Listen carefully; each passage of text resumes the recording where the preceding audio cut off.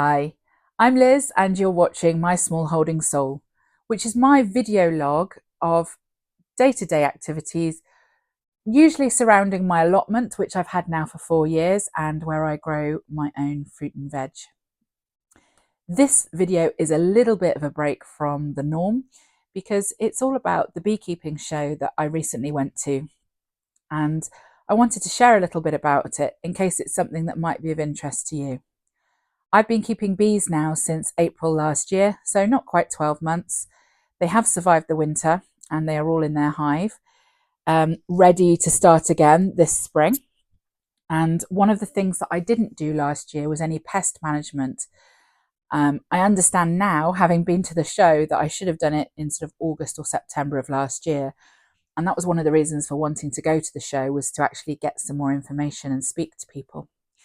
So the show is an annual show. This year it was held at the Telford International Centre, and tickets start from £13.50 for an adult in advance, and for £7.50 for a child. That's up to between the ages of 6 and 16. I'm having a look just to make sure I get it right. So between 6 and 16 years in advance was £7.50.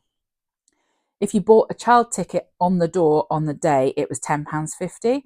And if you bought an adult ticket on the door on the day, it was £19.50. So not hugely expensive. For some of these shows and things that you can go to can be quite pricey. There was also an option of an early bird ticket, which didn't mean you had to buy your ticket way in advance.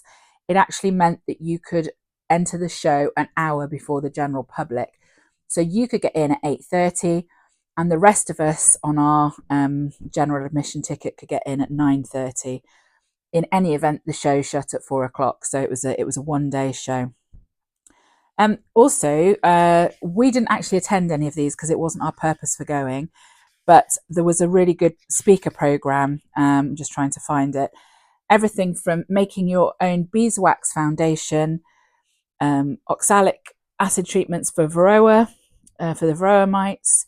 There were guest speakers. There was a session about successful planting of wildflowers, native ones, that are great for the bees. And then there was a really interesting one, which I would have liked to have seen, but hadn't really realised it was on, which was routes into farming bees, which, when you go to your careers advisor in school, I'm sure nobody ever said, did you feel like you could become a beekeeping farmer? But that is a thing, obviously.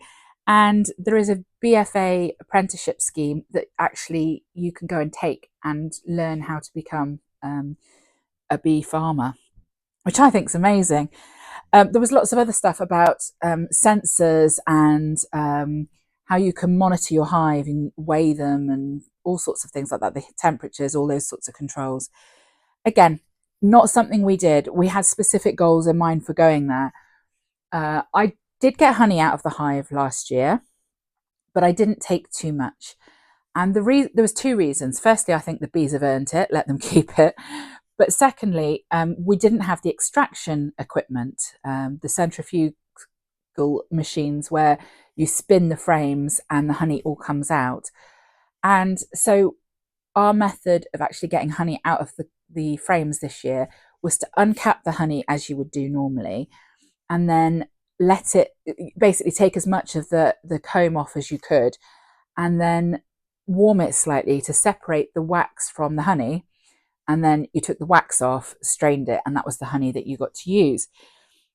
So that was the process we did. Now, I wasn't going to do a whole super like that. I just did 3 or 4 frames, and we still had maybe 4 pounds of honey.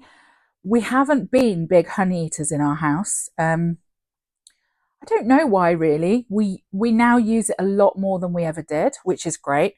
And as we go forward, we will use it even more. I've even bought honey last year to make mead, so I'm looking forward to being able to do that with our own honey as we produce it. And so this was one of the reasons for going to the show, was actually to meet some of the makers of the equipment and test the equipment out in person. It's all very well looking online and you see something that you think, oh, that's a reasonable price, and it's maybe stainless steel or plastic, whatever you're going for. But actually to go and see it physically, test it, check to see whether the gears work, metal gears, or whether it's all plastic parts. All of those things are just really useful to do in person. And rather than go and find one shop that specializes in a particular make, the great benefit of the show was that there were producers from all over the world, essentially, particularly all over Europe, who were bringing their products to show beekeepers. So that was a real benefit to us. And I'll come back onto that in a bit. But the other part of going to the show for us was to learn a bit more about bee health. Now, particularly the varroa mite, which seems to be one of the biggest problems that we have with bees in this country. And I went to the Vita Bee Health stall, and I had a really great chat with the chap there. I'm sorry I don't have his name. He was very helpful. And we talked about what time of year I should have done my varroa treatment and how I should have done it. And so what he advised me to do was to buy one of these varroa mite test bottles. Now this one is made by Systema, which is in the UK. I don't know if it's probably EU wide at least, if not worldwide. It's a type of Tupperware which we're all very familiar with, and inside it you put a liquid. Usually you can use something like vodka, and you take a scoop of bees and you put them in, and unfortunately it does kill the bees, but what happens is the varroa mites that are on them, they fall off and you can count them. It's not exactly humane to go killing a scoop of your bees, but bees replicate very quickly. They have I think it's a 45-day lifespan. And quite frankly, if there is varroa in the colony now and I don't get on top of it, it could be a lot worse for all of the bees. So this is a preventative measure to make sure that before the honey flow starts, before they start gathering all the nectar, we can have a look and try and get on top of it.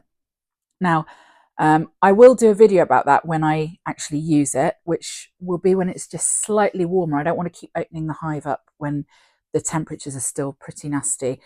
And one of the reasons I'm doing this video inside today and not by the hive is that it is blowing a gale in my back garden. There's nothing on my washing line and it's actually spinning around on its own. So that was information I didn't know.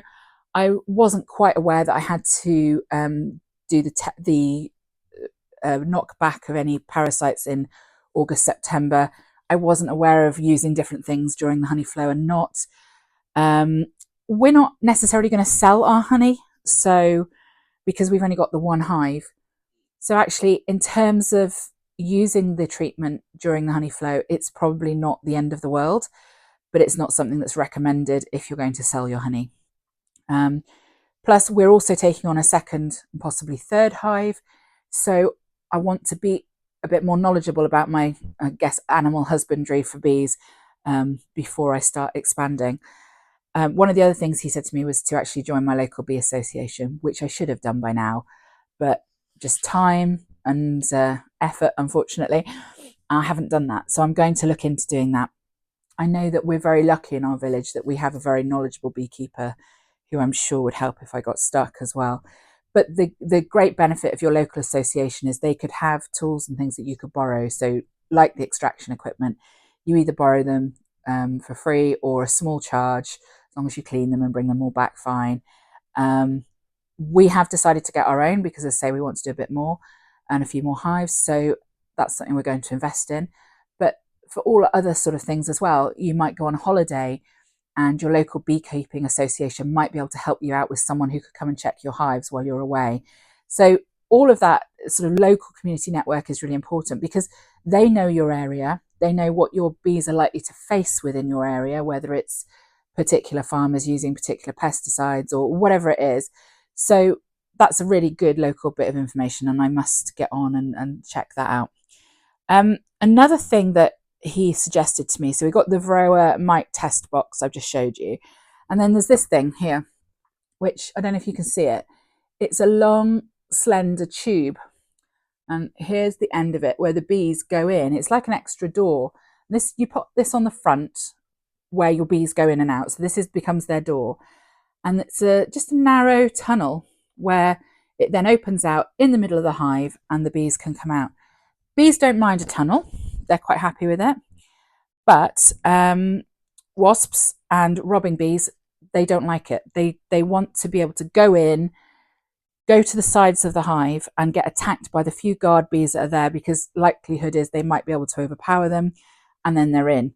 Whereas this takes them down this dark tunnel, it takes them into the cluster, into the colony of your hive, and they can be attacked and dispatched much quicker by the bees in there.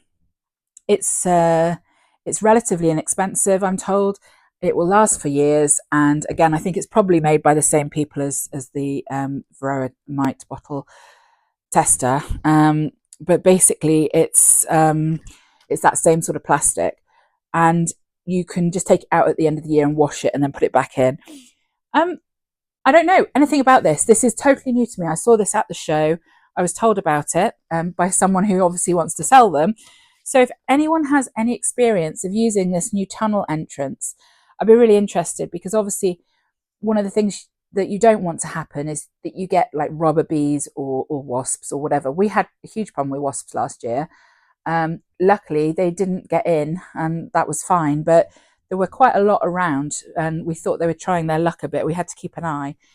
And the other one is hornets, of course. Now, I don't know whether or not a hornet would get in there or how that would work, but I suppose as the attacks become more prevalent in this country, we will start to see different things that discourage other pests from going in there, or either stop them altogether. So if you've got any experience of using one of those, or your thoughts on it, I'd love to hear about it in the comments, because I think by sharing information and talking about the different things we can do for the hives, it just helps us grow our knowledge and grow stronger as beekeepers. Actually, that was one of the things about the show that I was really impressed with. There were loads of people there from all walks of life, all ages, and they were all there as a common goal, which was to keep bees. Now, whether that's commercially for honey or just because they're doing their bit for their garden and for the environment and keeping bees and trying to keep these amazing little creatures safe, it didn't really matter. It was just nice to see a very full. It wasn't so full that you had to fight your way through people, but it was still a full hall where you could go and speak to the different stands, and that was nice to see. One of the other things I bought was another tool for my hive. It's got the L-shaped end there, which is a nice, it's a sharp beveled edge. I don't know if you can see that. Where's the camera? It's very difficult for me to, there we are. So it's got this tiny like little edge here on it, which is just slightly sharp. And then you can get that in between the supers and the breed box to prise them apart. You can also use the other end for that. This also has a beveled edge, which is quite sharp. You can hear it catching against my finger there. But this is also good for getting up the frames, because the honey sticks them down inside the boxes. So you use it to hook them up, and then you can pull them out. But I just thought this was quite a nice, small ergonomic tool, because the one I've got is really long. And so whilst dealing with the frames inside the actual box, I thought this would be quite useful. So that was something else I bought, and that was only £3. Oh, and the Varroa mite box, by the way, was £19. But if you think that's going to last you years, and it's a decent piece of plastic kit that's not going to just fall apart, it's a good make. Again, over the years, that's going to cost pennies. So that's two things I bought. I also picked up, one stall was selling borage seed, and borage flowers are great for all foraging insects and humans. They're a herb type plant we use. We eat the flowers. We can eat the flowers. And I just thought for our allotments, it would be quite nice to put some borage in some of the hedgerows that could grow up by itself. So 200 grams of seed cost me £5. Anyway, so back to what else I saw while I was there. There was big producers like Thorns who they make and sell all of the beehives and pretty much all of the equipment that goes with it. They also have all the candle making equipment, everything for your wax. And And then there were smaller producers, or they seemed smaller potentially because they had smaller stands, but Thorns I know is quite a big one. And different stockists with lots and lots of different equipment in them. And I just found that really interesting because there were variations. Some of the equipment was just pretty much totally the same. I mean, a national hive made of pine is a national hive made of pine. Same with a cedar one. You know, you're getting much of a muchness, and that's because that's how they're designed. So you could go and buy frames from anyone and use it within your standard size national hive, or whichever hive you decide to use. We use nationals, and that's great. So there was loads of that, but there were also like really cool little gadgets and all sorts of bits and bobs that different places were selling, and that was quite nice to see because it's not something, again, you necessarily find on the internet easily. So that was good to see. But the reason we went, so firstly the Varroas, and then, as I said, it was the extraction equipment. Now, as you go in, there was a brilliant stall and their prices looked great. But as we wandered round, we realised that the price on the item we'd looked at was a plastic geared centrifugal machine. And actually, it was still a stainless steel drum to extract the honey into. And that's what we're looking for. We're looking for that stainless steel, that easy to disinfect and clean with boiling water and all the and cleaners, and dry out and keep nice and store it nicely. And that's fine. We don't want to use plastic. So that's what we're looking for. But this one had this turner, which was all made of plastic. And you know what it can be like. Well, if you've ever felt the weight of a frame, if you put 4 in a drum and start to turn it consistently, there's quite a lot of weight in those. And we are looking at a 4 frame spinner for us, nothing bigger than that. You can get them for 20 or more, and they tend to be electronic. But we're just looking for a small one to get us started. And so when we looked around, and we found them that they'd got metal turning gears and handles, and the whole part of that was metal. And they were actually no more expensive, maybe £20 more expensive.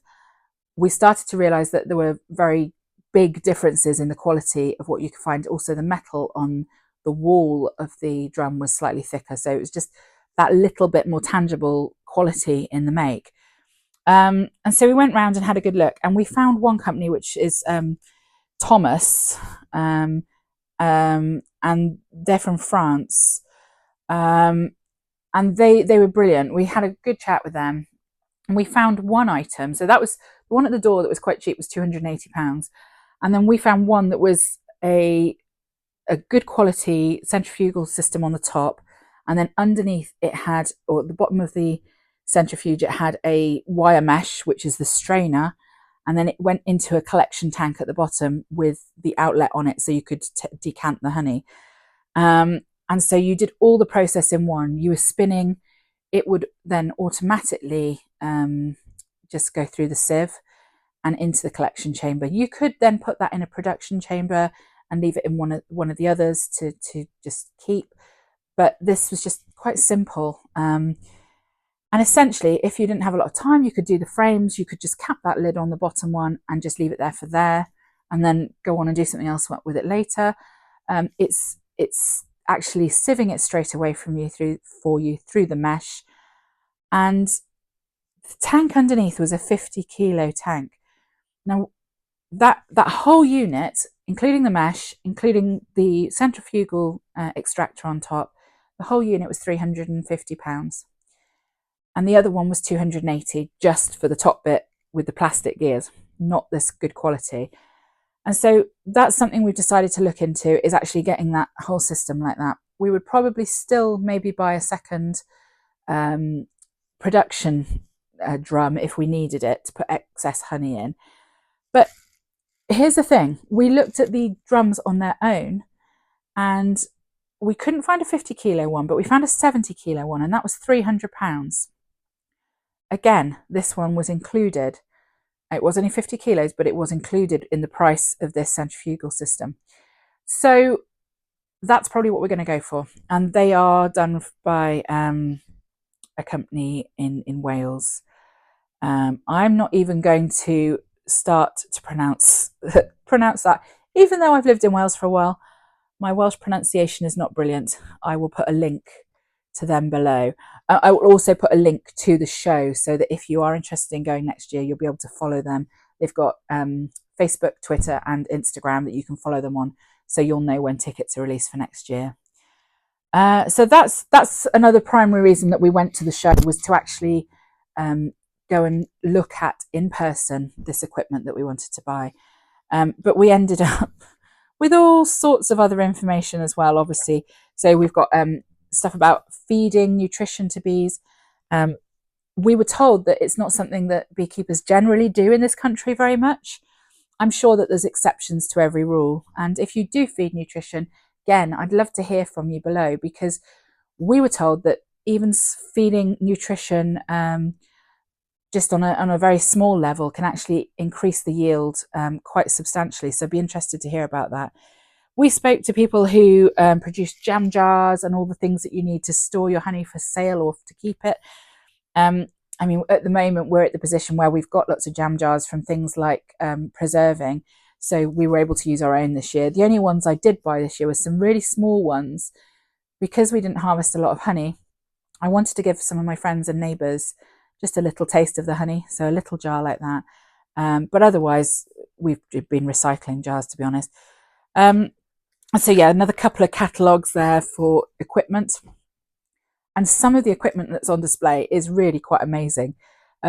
These long decapping machines where you put the frames on and it caps all of the wax off for you, and then you put it into the next part of the system, which is the sort of electric centrifuges, and then you see the weighing scales and the bottling of equipment, and that's just amazing. I mean, obviously we're nowhere near that scale, and I don't plan to ever be like that, but it was interesting to see how something so ancient and something we've done for like eons and used honey and worked with honeybees, that it's got this mechanical side of it. But even so, I mean, and the machines, are some of them are quite long and what have you, but it didn't seem like removed from the honey making, because even there has to be someone to kind of oversee the way everything goes through the process. It's not like fully automated or anything. But yeah, I'm just looking forward to getting used to a couple of hives to start with. And I don't plan to go down that route at all. Another interesting stall that I found was the Animal and Plant Health Agency. And they had some brilliant books. So we've got diseases of honeybees, foul brood disease of honeybees, managing varroa, and then parasitic mites of honeybees. So there's a couple of books there with some good bedtime reading, so I can actually bone up on all of that stuff I wanted to learn about the parasites and what can harm the hive sort of inside, if you like. And then they've got a fact sheet here about the old Asian hornet. There you are, picture of it. And on the back, there's a whole thing about similar species that you could misidentify as, or whether or not they're also dangerous and things like that. One of the things one of the guys did say to us while we were there is that the Asian hornet is not yet so prevalent that we should all be worried about it.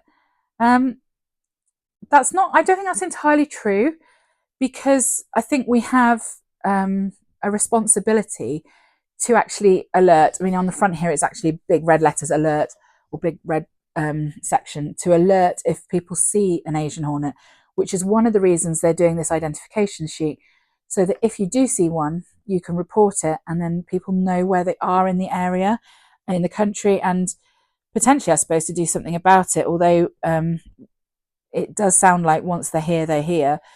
I think what he was saying was that not to worry too much about it, in terms of they're not everywhere at the moment, and without having something that we can do to prevent it, or to prevent them getting in our hives and things like that, there's really not much you can do apart from just do good husbandry with your bees and kind of look after them.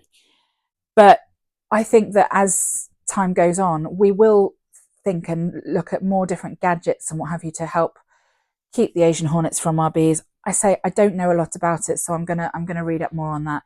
But yeah, there is definitely an alert so that you can tell the non-native species people that is in your area, and then they can monitor that and everything. So that's quite useful as well. I just want to tell you a little bit more about what else was at the show. So obviously I've spoken about the people we spoke to. There were mead producers there were honey producers there were honey farmers there with literally like so many hives, and they produce huge amounts of honey across large areas. What else was there? There was a really great bookstall there. I didn't come away with any books because we have other priorities going on at the moment, which I need to put my finances into, which will be coming up on future videos. But so that's where my money's going at the minute. So I did like really hold back because books are my love. So to actually not buy books was kind of unusual. But as I say, my husband was there, so that probably helped. But there were books on just about everything, whether it was pests or how to do this, how to do that. You know, just if you're someone who reads a lot rather than just watches videos, then it's also a really good place for that sort of stuff. What else was there? There were lots of different associations. There were people selling overwinter nucleuses. Now, for those of you that aren't yet honey beekeepers or don't know much about it, that's where a bee colony is taken and kept over winter.